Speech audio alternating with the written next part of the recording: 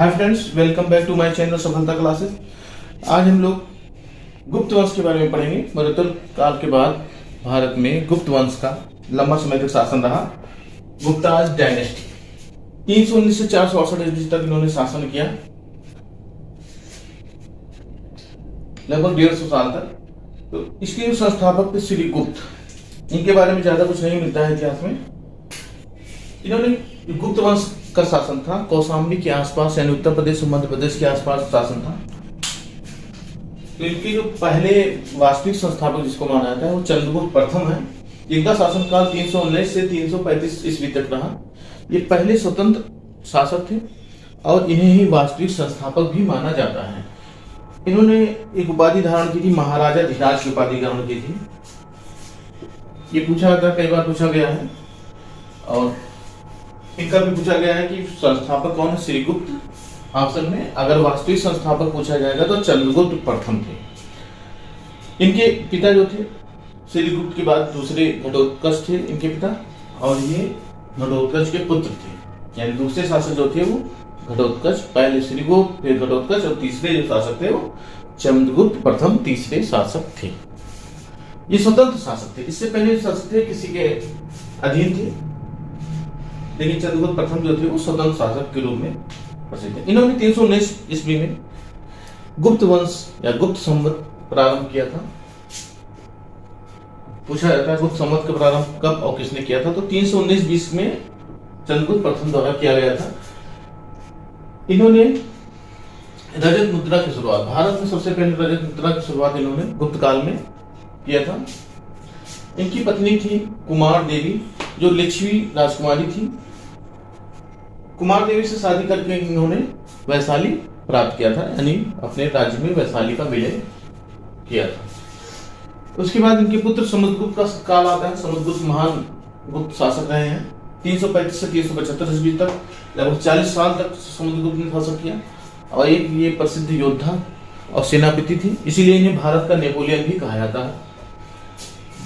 बहुत बार क्वेश्चन पूछा गया है, भारत का नेपोलियन किसे कहा जाता है। इस पे मुख्य परीक्षा में इनके प्रश्न भी आता था कि समुद्रगुप्त को भारत का नेपोलियन क्यों कहा जाता था। इनके समय में ही राजनीतिक और सांस्कृतिक विकास हुआ काफी अधिक। इन्होंने एक शुरू किया था दिग्विजय शुरू किया था। तो दिग्विजय का अर्थ था विजय, चारों तरफ ये विजय करना चाहते थे, जिसे कहा गया था धरणी बंध। इसका नाम दिया था इन्होंने धरणी बंध, यानी भूमंडल को बांधना, यानी पूरे जहां तक इनका शासन हो उसको एक सूत्र में पिरोना। जिस तरह से चंद्रगुप्त मौर्य ने छोटे छोटे कबीलों और शासकों को विजय कर लिया था और एक अखंड भारत का की स्थापना की थी, उसी तरह समुद्रगुप्त भी चाहते थे एक अखंड भारत की स्थापना करें। तो इन्होंने ही शुरू किया था धरणी बंध। पूछा गया प्रश्न है, महत्वपूर्ण है। इसका वर्णन हमको मिलता है हरिखेड़ द्वारा लिखित प्रयाग प्रशस्ति में। पता चलता है कि ये भूमंडल को बांधने की यानी धरणी बंध की पद्धति शुरू किया था समुद्रगुप्त ने। इनका शासन जो था, समुद्रगुप्त का शासन ऊपर कश्मीर से लेकर नीचे नर्मदा घाटी तक था, और पूर्व में ब्रह्मपुत्र नदी तक था। ब्रह्मपुत्र नदी तक इनका शासन था। काफी लंबा चौड़ा शासन था इनका। श्रीलंका के शासक मेघवर्मन ने अपने राजदूत को भेजा था इनके पास और कहा था बोध गया में एक बिहार की स्थापना करना चाहते हैं, तो उसके लिए हमें कुछ भूमि प्रदान किया जाए। जिस पर समुद्रगुप्त ने उनको अनुमति प्रदान की थी और बोध गया में श्रीलंका के शासक मेघवर्मन द्वारा एक बौद्ध विहार की स्थापना की गई थी। समुद्रगुप्त के बाद एक शासक हुए रामगुप्त। चूंकि वो कमजोर शासक थे, ज्यादा दिन शासन नहीं कर सके, तो उसके बाद उनके एक अनुज जो थे चंद्रगुप्त द्वितीय शासक बने। ये भी महान शासक थे और इनके कार्यों के कारण ही विक्रमादित्य की उपाधि प्राप्त हुई थी, और इनका नाम चंद्रगुप्त द्वितीय या चंद्रगुप्त विक्रमादित्य के नाम से इतिहास में मिलता है। इनका जो समय काल रहा है 380 से 413 ईस्वी तक रहा। लगभग 33 साल तक इन्होंने शासन किया, और इनकी जो पद्धति थी विवाह या विजय, यानी शासन अपने जो शासन सत्ता को बढ़ाना चाहते थे, तो इन्होंने दो तरह की प्रणाली अपनाई। विवाह द्वारा राज्यों का विस्तार किया और दूसरा विजय के द्वारा। दोनों पद्धतियों से इन्होंने विस्तार किया। एक चीज चंद्रगुप्त के बारे में भूल गया कि समुद्रगुप्त ने जो उपासना करते थे, विष्णु की उपासना करते थे, इनके सिक्कों पे ये वीणा बजाते हुए दिखाए गए हैं। इसलिए कह सकते हैं कि ये वीणा वादक भी थे और इन्होंने बहुत सी कविताओं की रचना भी की है, इसलिए इन्हें कविराज भी कहा जाता है। समुद्रगुप्त को ये विष्णु के उपासना करते थे और इन्हें वीणा बजाने का बड़ा शौक था, तो इनके सिक्कों पे इन्हें वीणा बजाते हुए दिखाया गया है और ये कविताएं भी वो लिखे हैं, तो इसलिए इन्हें कविराज भी कहा जाता था। तो चंद्रगुप्त के बारे में हम लोग देखते हैं। इन्होंने अपनी राजधानी जो बनाई, पहले पाटलिपुत्र को राजधानी बनाई बिहार में, उसके बाद मध्य प्रदेश में उज्जैनी को भी अपनी राजधानी बनाई। दोनों ही प्रमुख स्थल रहे हैं, शिक्षा के केंद्र भी रहे हैं ये दोनों, पाटलिपुत्र और उज्जैनी उस समय में। यानी गुप्त काल में पूछा गया शिक्षा के केंद्र कौन से प्रमुख शहर थे, तो पाटलिपुत्र और उज्जैनी दोनों ही शिक्षा के केंद्र थे। पाटलिपुत्र की स्थापना किसने किया था, मैं बताया था, उदयन ने किया था, हर्यक वंश के उदयन ने किया था। चंद्रगुप्त विक्रमादित्य की बहुत सी उपाधियां थी, उपाधियों को विरुद्ध भी कहा जाता है। पूछा गया प्रश्न है विरुद्ध कौन कौन सी थी, किसकी थी, तो अगर महाराजा धीराज आता है तो हमारे हो जाएंगे चंद्रगुप्त प्रथम। धाड़ीबंद की स्थापना किसने की थी, समुद्रगुप्त जी हो जाएंगे। समुद्रगुप्त की उपाधि थी कविराज, ये पूछा गया प्रश्न है। चंद्रगुप्त द्वितीय की बहुत सी उपाधियां थी, तो देवश्री, विक्रम, सिंह विक्रम, विक्रमांक, परम भागवत पूछा गया प्रश्न है, परम भागवत, विक्रम परम भागवत पूछा गया है, देवश्री भी पूछा ही गया है, विक्रमांक पूछा गया है प्रश्न में, अजित विक्रम और प्रतिरथ आदि भी इन्हीं की उपाधियां थी। साहित्य और कला का स्वर्ण युग कहलाता है इनका जो समय था, साहित्य और कला का काफी विकास हुआ था, इसीलिए साहित्य और कला का स्वर्ण युग कहा जाता है। जबकि समुद्रगुप्त के समय में राजनीतिक और सांस्कृतिक विकास हुआ था, राजनीतिक और सांस्कृतिक विकास हुआ, और चंद्रगुप्त द्वितीय के समय में साहित्य और कला का काफी विकास हुआ था, इसीलिए साहित्य और कला का स्वर्ण युग भी कहा था। गुप्त काल को स्वर्ण युग वैसे भी कहा जाता है। इनके समय में चंद्रगुप्त विक्रमादित्य के समय में चीन का एक यात्री फाहियान 399 से 412 ईस्वी तक आया और यहाँ रहा, उसने बहुत कुछ देखा भारत में रहकर। चंद्रगुप्त द्वितीय ने उस समय शकों का जो था, शकों को पराजित किया था, और शकों को पराजित करने के उपलक्ष्य में इन्होंने चांदी के सिक्के जारी किए थे। चंद्रगुप्त विक्रमादित्य ने अपनी पुत्री प्रभावती का विवाह वाकाटक वंश के रुद्रसेन प्रथम के साथ अपनी लड़की प्रभावती का विवाह इन्होंने किया। पूछा गया प्रश्न कि चंद्रगुप्त द्वितीय ने अपनी पुत्री प्रभावती का विवाह किसके साथ किया था, या किस वंश के शासक के साथ किया था, तो वाकाटक वंश के शासक रुद्रसेन द्वितीय के साथ किया था। चंद्रगुप्त विक्रमादित्य के समय में नवरत्न थे। कौन कौन से नवरत्न थे इनके समय में? कालिदास, परामहीर, बेताल भट्ट, शंकु, छपड़क, अमर सिंह, वटरुचि, धन्वंतरी जैसे विद्वान कार्य करते थे। पूछा गया प्रश्न, कई बार पूछा गया। कालिदास, बेताल भट्ट, शंकु, अमर सिंह, धन्वंतरी, छपड़क, खटकर, बराहमिहिर और वटरुचि, ये 9 इनके नवरत्न थे। उसके बाद चंद्रगुप्त द्वितीय के बाद इनके पुत्र कुमारगुप्त शासक बने। 413 से 455 ईस्वी तक, यानी 44 साल तक इन्होंने शासन किया, लगभग 40-42 साल तक। सर्वाधिक अभिलेख जो मिलते हैं अगर गुप्त काल के, तो वो कुमारगुप्त के समय के ही अभिलेख मिलते हैं। इनके समय में, कुमारगुप्त के समय की ज्यादातर घटनाएं जो हुई है वो हूण आक्रमण था, और प्रमुख रूप से नालंदा विश्वविद्यालय की स्थापना भी कुमारगुप्त के समय में हुआ था। और ये पूछा गया प्रश्न है कि नालंदा विश्वविद्यालय की स्थापना किस शासक के समय में हुआ था, तो वो थे कुमारगुप्त प्रथम। दूसरी चीज, हूणों का आक्रमण किस शासक के, गुप्त शासक के समय में शुरू हो गया था, वो थे कुमारगुप्त। सबसे अधिक अभिलेख किस गुप्त शासक के समय मिले हैं, तो वो है कुमारगुप्त। महत्वपूर्ण है, और आक्रमण भी शुरू हुआ, इतनी चीज।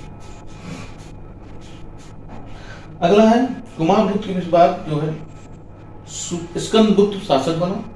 इनका पुत्र स्कंदगुप्त कुमारगुप्त का पुत्र था। 455 से 467 ईस्वी तक शासन किया। ये आखिरी महत्वपूर्ण यानी शक्तिशाली शासक थे स्कंदगुप्त। सुदर्शन झील की मरम्मत कराई। सुदर्शन झील का निर्माण मौर्यों के समय हुआ था, महत्वपूर्ण है। दूसरी चीज हमने बताया, सुदर्शन झील का जीर्णोद्धार रुद्रदामन प्रथम ने कराया था। उसके बाद फिर स्कंदगुप्त ने सुदर्शन झील का मरम्मत कराई थी। इनकी उपाधि जो प्रमुख है, देवराज, विक्रमादित्य, कर्मादित्य, ये अंतिम शासक जो रहा गुप्त वंश का वो भानुगुप्त रहा। बीच में और स्कंदगुप्त के समय में ही हुणों का जब आक्रमण इतना जबरदस्त होने लगा था कि इसके बाद जो भी शासक हुए स्कंदगुप्त के साथ वो कमजोर शासक साबित हुए और इस तरह से गुप्त वंश का अंत हो गया और अंतिम जो शासक थे वो भानुगुप्त थे। इस समय के बारे में हमको काफी कुछ पढ़ना है, साहित्य, कला, समाज, राजनीति आदि के बारे में आगे देखते हैं। कुछ प्रमुख मंदिर के बारे में देख लेते हैं जो काफी पूछा गया है और कई बार मिलान करने के लिए आता है। जैसे देवगढ़, झांसी में स्थित स्थल है देवगढ़, वहां का दशावतार मंदिर मिलान करने के लिए आता है। ईंटों का मंदिर उत्तर प्रदेश के कानपुर में है, भीतरगांव में ईंटों का मंदिर मिलान करने के लिए आता है। ईंटों का एक लक्ष्मण मंदिर है जो सिरपुर में स्थित है।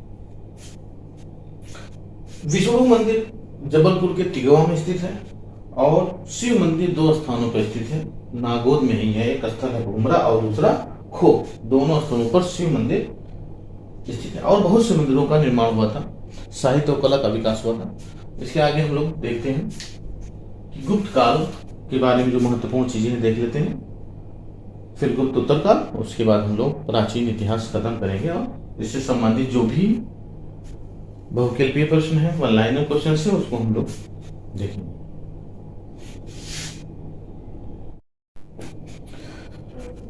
आगे देखते हैं हम लोग गुप्त वंश के बारे में। प्रमुख विभाग थे उनको क्या कहा जाता था, उसके जो अधिकारी थे उनको क्या कहा जाता था। तो देखिए, जो सेनापति होता था उसका विभाग होता था महाबलाधिकृत, यानी सैन्य विभाग का प्रमुख होता था सेनापति। उस सैन्य विभाग को महाबलाधिकृत कहा जाता था। यहाँ देखिए, बल शब्द से आपको पता चलेगा कि सेना से संबंधित है। बल, महाबली यहाँ ज्यादा शक्तिशाली, तो सेनापति जो होता था वो महाबलाधिकृत यानी सैन्य विभाग का प्रमुख होता था। दूसरा है महादंड नायक, यानी दंड देने का काम कौन करता है, न्यायालय करता है, कोर्ट करता है। तो ये न्यायाधीश होता था। महादंड नायक, दंड से आप पकड़ लेंगे कि न्यायालय से संबंधित है। अगला है संधि विग्रही। संधि विग्रह, संधि यानी दोस्ती करना और विग्रह यानी दुश्मनी करना या झगड़ा करना, लड़ाई करना। तो ये सेना का एक अधिकारी होता था जो युद्ध और संधि दोनों के लिए जिम्मेदार होता था, संधि विग्रही कहते थे उसको। अगला है दंड पाशिक, न्यायालय द्वारा दिए गए दंड का पालन कौन करता था, दंड पाशिक करता था, जो पुलिस विभाग का सबसे बड़ा अधिकारी होता था।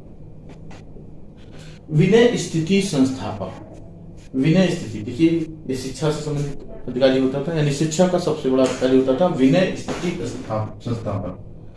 भंडाराधिकृत, जो भंडार ग्रह का यानी राजकोष का जो अधिकारी होता था उसे भंडाराधिकृत कहा जाता था। और हम देखेंगे सांस्कृतिक विकास देख लेते हैं। पहले देख लेते हैं लेखक और रचनाएं। तो लेखक रचनाएं हम यहाँ साहित्य में पढ़ लेंगे। देख लेते हैं प्रशासन, सांस्कृतिक विकास से संबंधित क्या होता था, यानी गुप्त काल की जो संस्कृति का विकास हुआ उसमें किन किन चीजों पर ध्यान दिया गया था। इससे प्रशासन के बारे में पढ़ेंगे। सामाजिक विकास कैसा हुआ, धर्म के बारे में पढ़ लेंगे, उसमें कौन से धर्म प्रचलित थे, कलाओं में किन कलाओं का विकास हुआ, साहित्य में किन किन विषयों पर पुस्तकें लिखी गई, साहित्य लिखा गया, विज्ञान में क्या विकास हुआ। तो सबसे पहले देखते हैं हम लोग प्रशासन। तो प्रशासन जो होता था उसका मुखिया होता था राजा। राजा के कई नामों से पुकारा जाता था, यानी उनके पद होते थे, जैसे परमेश्वर है, परम भट्टारक है, महाराजा धीराज है, इन नामों से राजा को पुकारा जाता था। राजा के बाद जो प्रमुख अधिकारी होता था उसे कुमारा मात्य कहते थे। मुख्य रूप से राजकुमार वगैरह होते थे, अधिकांश कुमारा मात्य उन्हें कहा जाता था। गुप्त काल में सबसे ज्यादा सोने के सिक्के जारी किए गए थे, उन सिक्कों को दीनार कहा जाता था। चंद्रगुप्त प्रथम ने जो सिक्का जारी किया था उस पर चंद्रगुप्त का नाम और उनकी पत्नी कुमार देवी का नाम और चित्र दोनों अंकित मिलता है। तो प्रशासन में इतना प्रमुख अधिकारी पूछा गया है और ये राजाओं के जो पद थे विरुद्ध अधिकार उपाधि उनकी। सामाजिक विकास में क्या क्या हुआ, देखिए सामाजिक विकास में जो था जातियों का उपजातियों में विभाजन है, जातियों में भी जातियां उपजातियां जिसे कहते हैं, उनका काफी अधिक विघटन हुआ जातियों का और जिससे उपजातियों का विकास हुआ। विकास, महिलाओं की स्थिति निम्न होती गई और सती प्रथा का सबसे पहला प्रमाण गुप्त काल में मिलता है, एरण के अभिलेख में मिलता है सती प्रथा का पहला वर्णन। ये महत्वपूर्ण है, सती प्रथा का पहला उल्लेख कब मिलता है, गुप्त काल में प्रारंभ हुआ इसका। महिलाओं की स्थिति निम्न होती चली गई, इसका पता सती प्रथा से चलता है। और शूद्र की स्थिति गिरी, यानी शूद्रों की स्थिति में कुछ सुधार था। महिलाओं शूद्र की स्थिति गिरी। फाहियान ने लिखा है कि चंडाल जो थे उस समय उनको बहिष्कृत किया गया था, समाज में उनको गांव से बाहर रखा जाता था, और जो उच्च जातियां थी उनको देखना सुनना पसंद नहीं करती थी, इन्हें गांव से बाहर रखती थी। तो फाहियान जो चीनी जाति था, चंद्रगुप्त विक्रमादित्य के समय में आया था। तो इस तरह से सामाजिक स्थिति हम लोग समझ जाते हैं। धर्म के बारे में देखें तो बौद्ध धर्म का प्रचलन कम हुआ, और हिंदू धर्म जो वर्तमान में जो हिंदू धर्म है उसका जो विकास हुआ अगर देखा जाए तो वो विकास गुप्त काल में ही हुआ था, क्योंकि गुप्त काल में ही मंदिरों का निर्माण हुआ, गुप्त काल में ही मूर्तियों का निर्माण हुआ। यानी हिंदू धर्म का प्रारंभ जो अगर है तो वो गुप्त काल से हुआ। योग का विकास हुआ इस समय। भगवत गीता का जो स्वरूप देख रहे हैं रचना इसी समय की गई। उस समय जो इष्ट देवता थे वो विष्णु देवता थे, इष्ट देवता, यानी इन्हीं की पूजा की जाती थी। मूर्तियों का विकास हुआ, मंदिरों का विकास इसी समय शुरू हुआ। अब हम कला के बारे में देखते हैं तो कलाओं में सबसे अधिक कलाओं का विकास इस समय हुआ था। मूर्ति कला का विकास, चित्रकला का विकास, मंदिर कला का विकास, वास्तु कला का विकास, मुद्रा कला का विकास, संगीत का विकास, नाट्य कला का विकास, इन सभी का विकास हुआ, क्योंकि उस गुप्त काल में मंदिर, चैत्य, विहार, गुफा, स्तूप, नगर आदियों का निर्माण किया गया। इस समय जो निर्माण कार्य था मुख्य रूप से पत्थर और पक्की ईंटों का निर्माण किया गया है। मूर्तियों में विष्णु की मूर्ति, शिव की मूर्ति, ब्रह्मा की मूर्ति, पार्वती की मूर्ति, और बौद्ध और जैन धर्मों में भी मूर्तियों का विकास इसी समय हुआ। सारनाथ में जो बुद्ध की मूर्ति है इसी समय बनी, और मथुरा में जो महावीर स्वामी की मूर्ति है वो भी इसी समय बनी। अफगानिस्तान के बामियान में बुद्ध की मूर्ति जो बनी थी वो भी गुप्त काल के दौरान ही बनाई गई थी। विदिशा में वराह अवतार की मूर्ति का निर्माण गुप्त काल में हुआ। झांसी में शेषशाही विष्णु का मूर्ति बनाया गया है इसी दौरान। काशी में गोवर्धनधारी केशव की मूर्ति का निर्माण इसी समय हुआ। अजंता की गुफाओं 16वें और 17वें गुफा में चित्र जो की गई गुप्त काल में की गई है, और बाघ का चित्र भी गुप्त काल के दौरान ही बनाया गया। साहित्य का विकास सबसे अधिक हुआ इस समय जो है, तो हम साहित्य का विकास यहाँ देख सकते हैं। यहाँ कुछ रचनाएं हैं उनके लेखन है, जैसे कालिदास इस समय थे नवरत्नों में से एक। उन्होंने अभिज्ञान, शाकुंतलम, ऋतु संहार, मेघदूत, कुमार संभव आदि बहुत से ग्रंथों की रचना कालिदास ने की। आर्यभट्ट के सूर्य सिद्धांत, इसमें बताया उन्होंने आर्यभट्ट की पृथ्वी अपनी धुरी पर नाचती है, तो ये आर्यभट्ट का सूर्य सिद्धांत पुस्तक। और आर्यभट्ट ने एक पुस्तक लिखी थी आर्यभट्टियम, ये ज्योतिष के ज्योतिषाचार्य थे। एक आर्यभट्टीय पुस्तिका लिखी है, उसमें इन्होंने अंगणित और रेखागणित का वर्णन किया है। आगे हम देखें वात्स्यायन का कामसूत्र से संबंधित प्रमुख पुस्तक है, ये लिखी गई इसी समय। विशाख दत्त का मुद्रा राक्षस और देवी चंद्रगुप्तम लिखा गया इसी समय। शूद्रक का मृछ कटकम लिखा गया। इसी विशाख दत्त के मुद्रा राक्षस में ही चंद्रगुप्त को वृषल कहा गया था। दंडिक ने इस समय 10 कुमार चरित लिखा। भास ने स्वपनवासवदत्ता लिखा। हर्ष के प्रियदर्शिका प्रसिद्ध है। बाण की कादंबरी प्रसिद्ध है। कामंदक की नीति शास्त्र, भालवी की केदार्जुनियम, वराहमिहिर की वृहद संहिता और पंच सिद्धांतिका इस समय लिखी गई।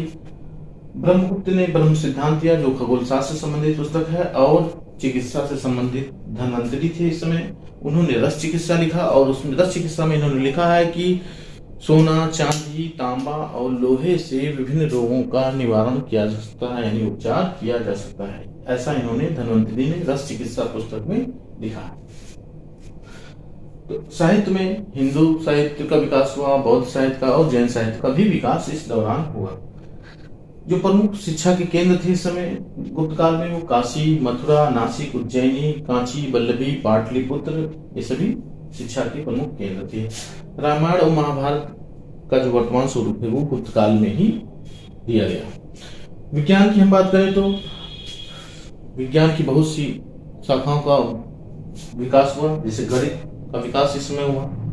धातु विज्ञान, रसायन विज्ञान, पदार्थ विज्ञान, ज्योतिष विज्ञान, चिकित्सा शास्त्र आदि का विकास इस समय हुआ। दशमलव का विकास और भिन्न का विकास भी गुप्त काल के दौरान ही हुआ।